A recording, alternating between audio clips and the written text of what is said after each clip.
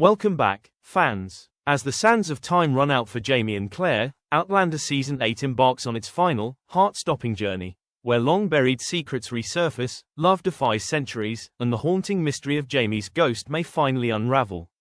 Will their epic saga end in reunion or tragedy? The last voyage through the stones begins. The stones whisper one last call as Outlander Season 8 begins its final journey through time. Jamie and Claire Fraser face their most perilous odyssey yet, where the threads of past and future collide, and every choice could unravel their legacy. From the battlefields of the American Revolution to the haunting mystery of Jamie's ghost, the series' concluding chapter promises heartbreak, revelation, and a reckoning with fate itself. Will their love defy centuries, or will time finally claim its due? The end begins, and the past is never truly past. As Outlander's epic saga reaches its crescendo in Season 8, the Frasers confront the ultimate test of their bond, one that spans centuries, wars, and the very fabric of destiny. The season's central theme revolves around the weight of legacy and the haunting question, can love outlast time itself? Claire and Jamie's love has defied history, but Season 8 pits their devotion against irreversible change. With the revolution raging and Fraser's Ridge under threat, their sacrifices mirror the Jacobite struggles of earlier seasons. Now, with their family's future at stake, the theme song's evolving lyrics, "Sing Me a Song of a Lass That Is Gone," echo Claire's journey, underscoring how identity and home are perpetually reshaped by time. The eighth and final season of Outlander brings Jamie and Claire Fraser's epic love story to its dramatic conclusion as they face their greatest challenges yet during the American Revolutionary War.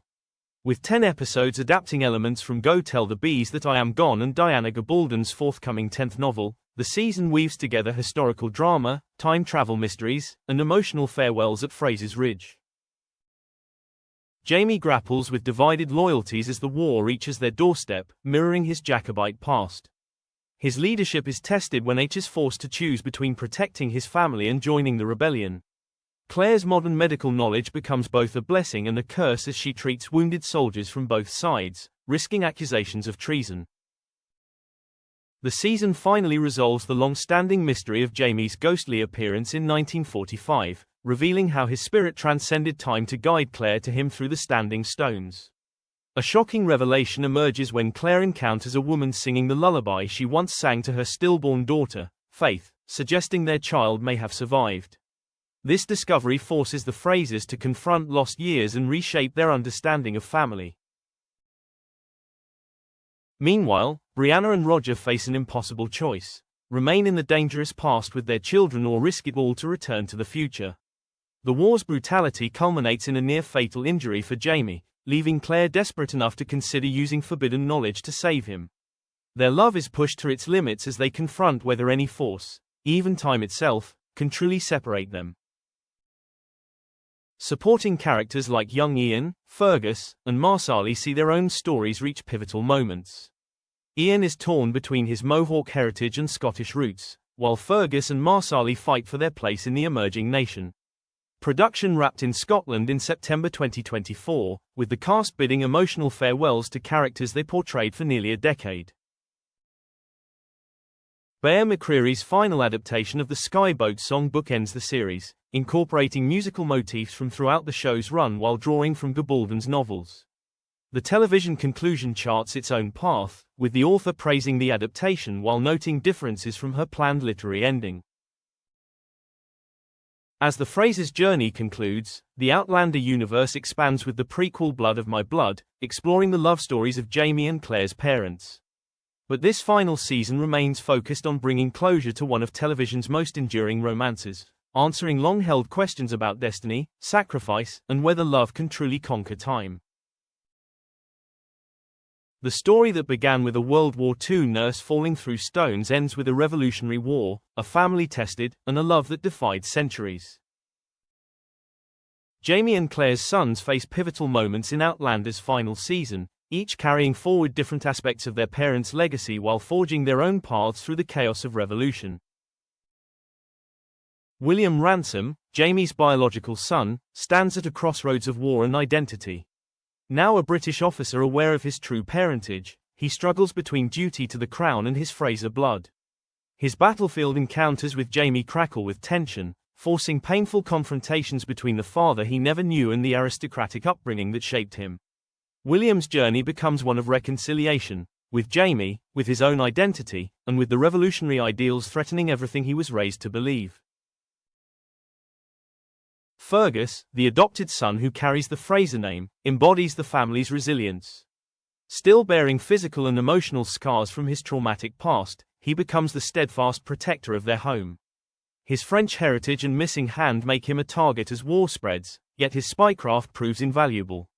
With Marsali and their children in constant danger, Fergus represents the next generation of Frasers, those who must preserve the family legacy not through grand battles, but through daily acts of courage and survival.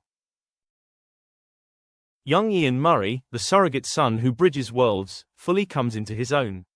His Mohawk upbringing and Scottish roots, once sources of conflict, now make him indispensable as both scout and diplomat.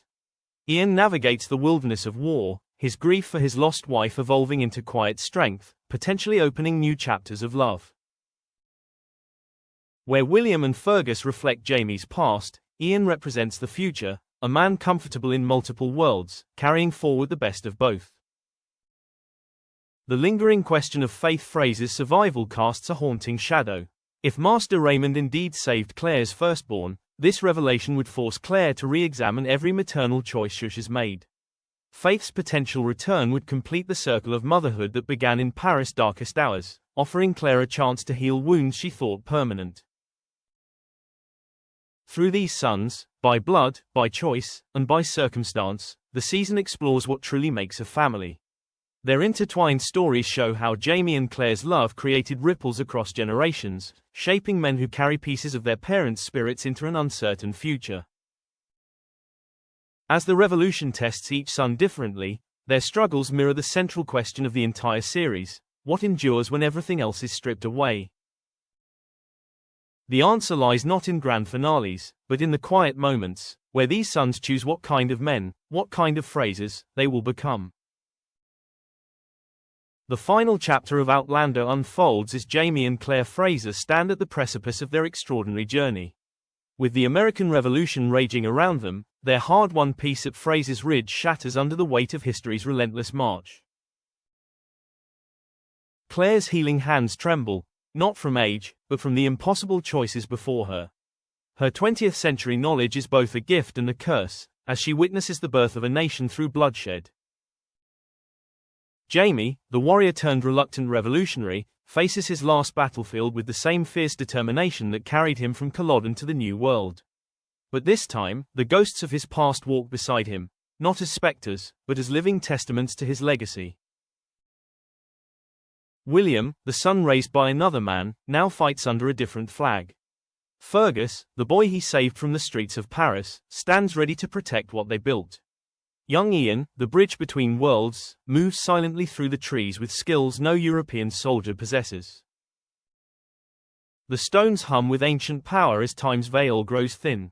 Claire hears their call more clearly than ever before, the same melody that once pulled her through centuries now whispering of finality.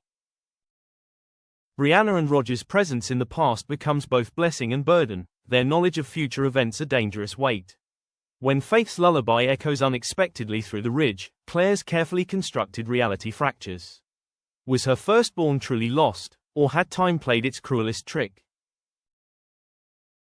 As British forces advance, Jamie makes his stand, not for king or country, but for family. The battle rages with the fury of a storm, muskets flashing like lightning in the gathering dark. Claire moves through the carnage, her medicine bag heavy with herbs and desperation. When Jamie falls, his blood staining the Carolina soil red, she makes her choice. Not as a healer, but as a woman who has defied time itself for love. The final moments unfold in a haze of smoke and whispered Gaelic. The standing stones glow faintly in the distance as Claire's silver hair catches the dying light.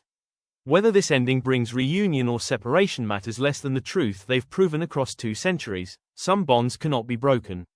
Not by war, not by time, not even by death itself. As the last notes of the Skyboat song fade into the Highland mists, their story becomes legend. Their love, eternal. Their names, whispered through the ages like a prayer. The journey ends where it began, in the space between heartbeats. In the silence between seconds.